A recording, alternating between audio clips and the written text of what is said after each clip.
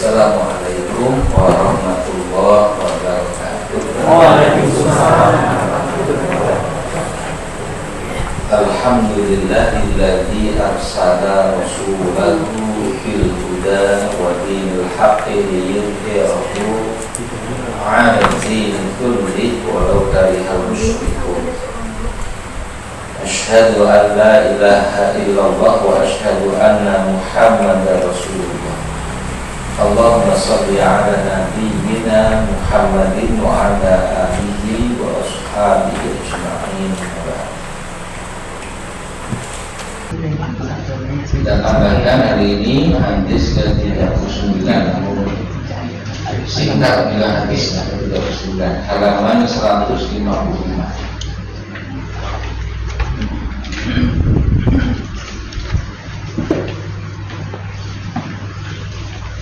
Mari kita baca terlebih dahulu lafal atau teks hadisnya.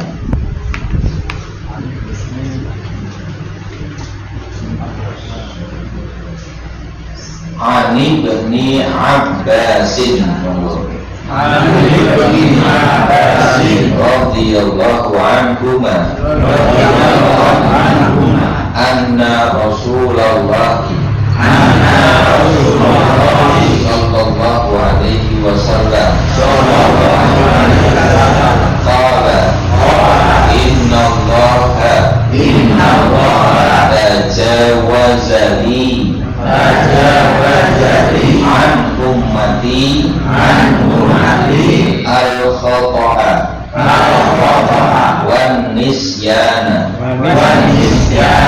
wa mastukrihu alaihi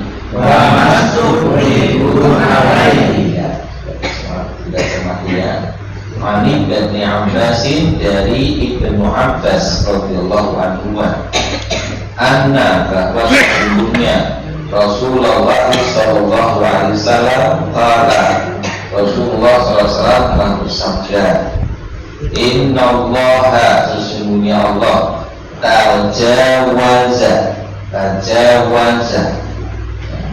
diterjemahkan memaafkan. Makna tajawaza itu mengangkat, ya, mengangkat untuk tidak menulis sebagai dosa. Diangkat oleh Allah li untukku an umati dari umatku, dan maksudnya dari apa yang dilakukan umat. Sesungguhnya Allah mengangkat, ya, untukku, untuk Rasulullah an umati dari umatku, dari umat Rasul. Ini karunia Allah kepada Rasul Muhammad SAW bahwa apa yang dilakukan oleh umatnya itu diangkat oleh Allah, artinya tidak dicatat sebagai dosa, ya, tidak dicatat sebagai dosa. Apa itu? Ada 3: al-khoto'a, 2 an-nisyana, 3 ma mastukrihu alaihi.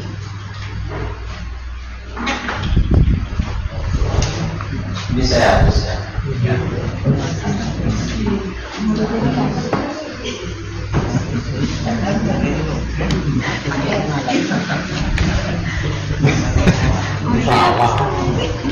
Boleh juga singkat saya lagi. Ini amanah sih, Pak. Ini biasa tak tahu.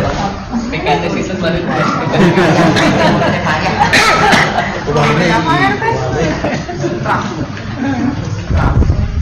Punten ya Ustaz.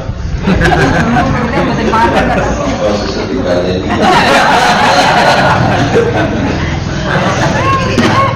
Boleh tolakkan ini, Pak. Tajawazali an ummati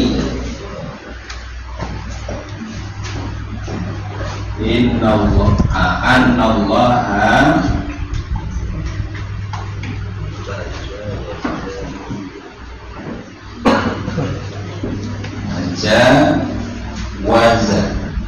tajawaza ini tajawaza li untukku, untuk Nabi maksudnya. Anallaha, sesungguhnya Allah mengangkat li untukku an ummati, dari umat. an ummati.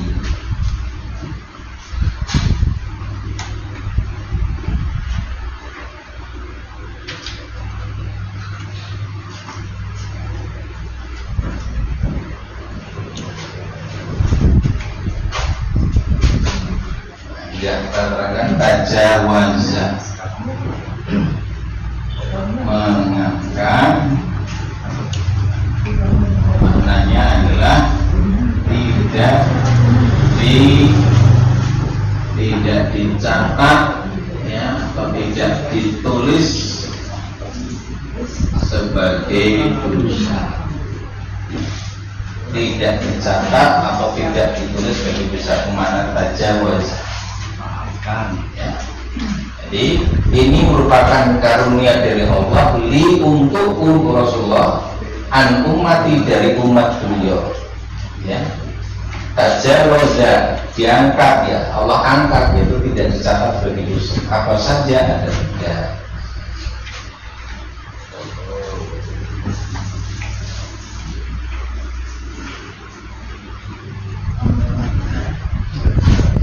Al-Khota'ain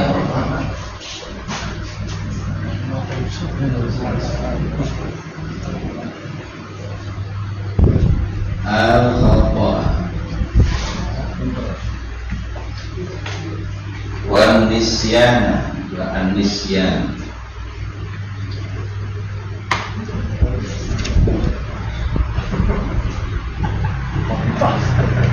Yang ketiga mastukrihu alaihi,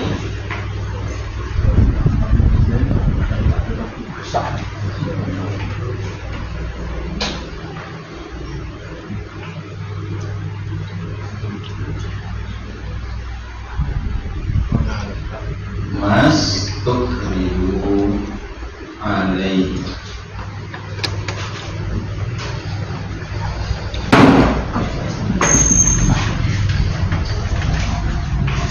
Al-Khoto'a adalah kesalahan yang tidak disengaja.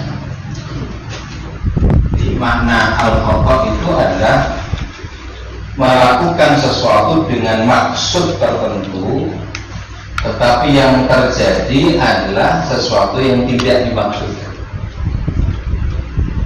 Mau membunuh orang kafir, bukan orang yang Islam. Itu al-Khoto'. Betul. Mau mukul untuk Pak Salim malah kena Pak Terakhir. Kalau Khoto'ah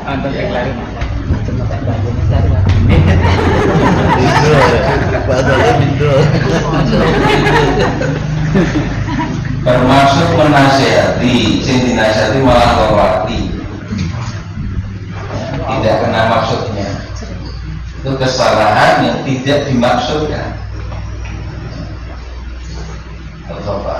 Maka tidak berdosa, orangnya tidak berdosa. Tetapi kata Ibnu Rajab Al-Hambali dalam kitab Jamul Walkam, tajawaza ini memang dimaafkan, tidak dicatat dosa, tetapi tidak berarti lepas dari hukuman. Ya. Tidak berarti lepas dari hukuman. Termasuk juga nisyan, lupa, kesalahan yang tidak disengaja, tidak sesuai dengan yang dimaksudkan. Nisyan, lupa. Contoh ya, lupa belum sholat maghrib, padahal harus sholat isya berjamaah. Baru ingat setelah salam sholat isya, kemudian zikir, aku mau belum sholat maghrib, lupa. Benar-benar lupa nggak berdosa, tapi tidak menghilangkan tuntutan untuk tetap melakukan, untuk tetap berlaku. Maka begitu ingat apa yang dia lupa harus dia kerjakan.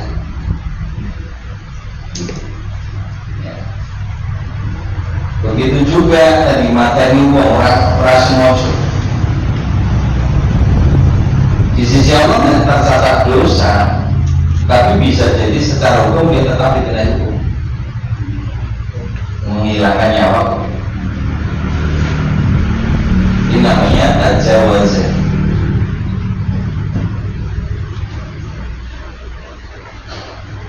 Jadi jika benar-benar kesalahan itu dilakukan tidak sebagaimana yang dimaksudkan, itu tidak akan ditulis sebagai dosa, ya. Tapi secara hukum bisa jadi tetap dia harus menjalani. Kalau merupakan kewajiban yang dia tunaikan, dia lupa melakukannya, saat ingat dia tetap dituntut kepada penisian. Kemudian mastukrihu alaihi, apa-apa yang dipaksakan kepadanya. Paksa.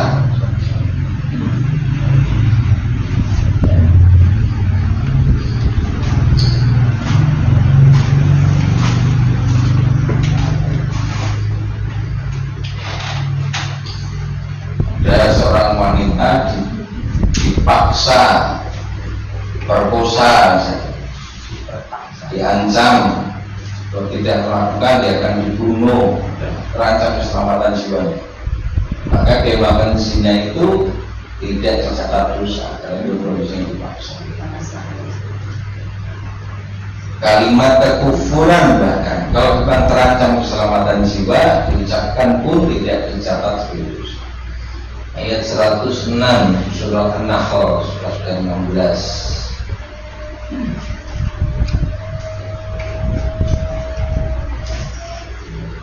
Ini turun berkaitan dengan kisahnya Ammar bin Yasir, keluarga yang disiksa oleh orang musyrik agar mengatakan kata-kata kekufuran, mengakui Manat, Lata, Hubal, berhala-berhala yang disembah. Man kafara billah, barang siapa yang kafir kepada Allah, min ba'di imanihi, setelah dia beriman, pasti Allah murka kepadanya. Illa, kecuali man ukriha, kecuali siapa yang dipaksa untuk kafir. Wa qalbuhu mutmainnun bil iman, padahal hatinya tetap tenang dengan keimanan, maka dia tidak berdosa.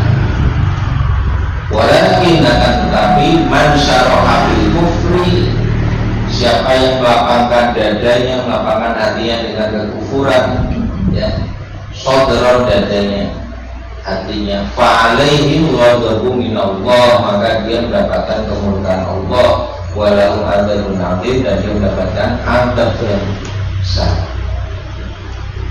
Jadi ayat ini sebab nuzulnya, sebab diturunkannya berkenaan dengan Ammar bin Yasir, sekeluarga disiksa oleh orang musyrik. Ammar itu anaknya, Yasir bapaknya, Sumayyah itu ibunya, itu disiksa sekeluarga.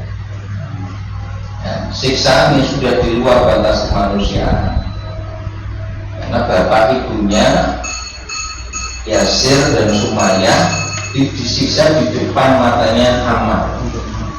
Orang ini disiksa di depan matanya. Ibunya itu sampai ditombat, misalnya bagian kemaluannya sampai tembusnya di depannya Ammar bin Yasir. Maka terjadi goncangan psikologis yang hebat. Dalam keadaan seperti itu dipaksa untuk mengucapkan kata-kata kekufuran. Lalu Ammar bin Yasir pun mengucapkannya. Begitu mengucapkan, dia menyesal sampai pingsan, merasa sangat berdosa, dia langsung pingsan. Ketika sudah sadar dari dosanya, langsung mencari Nabi, tanya, ya Rasul, bagaimana? Celaka, saya sudah mengucapkan kata-kata kufur. Tapi diam saja. Nabi tidak langsung berjawab sampai Allah menurunkan ayat 106 surat An-Nahl. Man kafara billah min ba'di imanihi illa man ukriha wa qalbuhu mutmainnun bil iman. Kalau memang dipaksa itu jelas mengancam keselamatan jiwamu, tidak apa-apa. Ini dikecualikan dia itu. Ya. Nah, setelah turun wahyu ayat ini, Nabi kemudian menjawab pertanyaan Ammar bin Yasir tadi. Nanti kalau mereka melakukan lagi hal yang sama, ulangi saja Pak, mengucapkan tidak apa. Nah, asal tadi qalbuhu mutmainnun bil iman, hatinya tetap tenang dengan iman kepada Allah. Hatinya sebetulnya tidak ridho dengan apa yang dia ucapkan. Dia ucapkan karena terpaksa untuk keselamatan jiwa.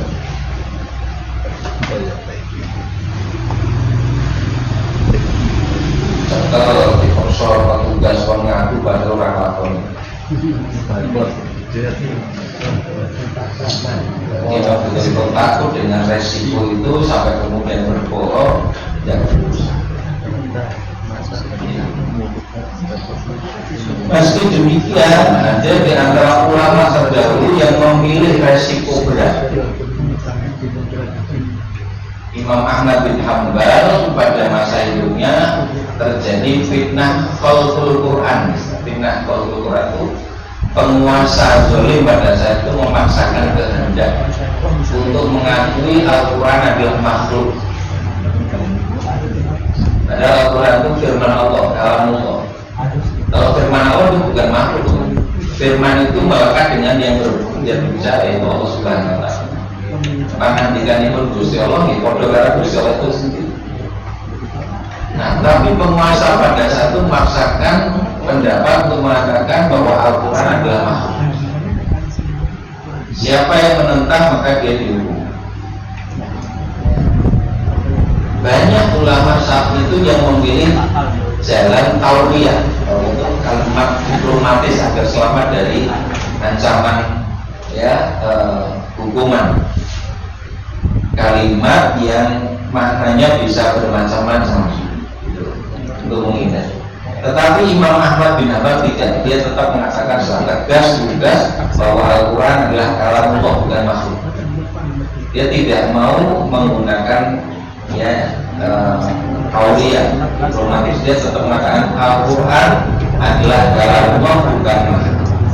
Akibatnya dia ditangkap, hukum, diseret di hadapan banyak orang itu, sampai di tempat dia di penjara, luka-luka berdarah-darah, disiksa bisa-bisa gitu. Sempat ditanya Imam Ahmad bin Hanbal, wahai Imam, kenapa engkau tidak melakukan sebagaimana ulama yang lain melakukannya, yaitu berbicara dengan kata atau kalimat yang maknanya tidak tunggal. Imam Ahmad mengatakan, apakah kamu tidak tahu di belakang saya ada siapa? Imam Ahmad bin Hanbal menyadari dia itu orang yang diikuti banyak orang. Saya bisa saja berbicara dengan kata yang maknanya bermacam-macam sehingga selamat dari ancaman hukuman. Tapi di belakang saya orang hanya melihat, mendengar apa yang saya ucapkan. Maka aku bisa menjadi dalil yang membuat mereka melakukan kesalahan. Maka tidak mengapa aku harus menghadapi dan menanggung di sini. Ya, ada yang memilih jalan untuk tetap harus memikul kesengsaraan resiko yang berat, ya. Karena sadar dia diikuti banyak orang. Walaupun sebetulnya ada keringanan untuk dia berkata sebagaimana dikehendaki oleh pihak musuh, ya, tapi dia tidak mau melakukannya karena kekhawatiran ada masalah besar kalau dia melakukannya, karena dia sebagai orang yang diikuti oleh banyak orang.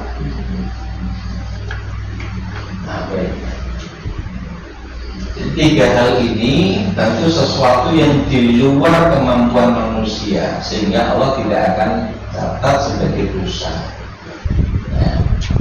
Dan ini yang semakna dengan firman Allah di ayat 286 Al-Baqarah, ya, la yukallifullahu nafsan illa wus'aha. Allah tidak akan membebani seorang kecuali sesuai dengan kemampuan. Itu waktu akan bisa.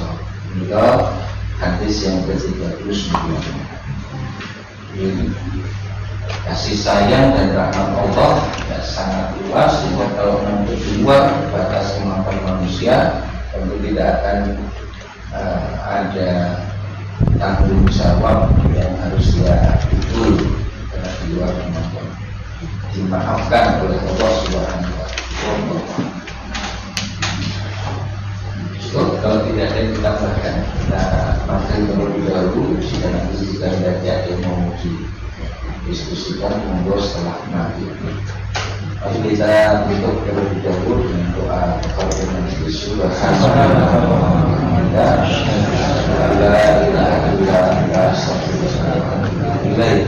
Alhamdulillah. Assalamualaikum warahmatullahi wabarakatuh.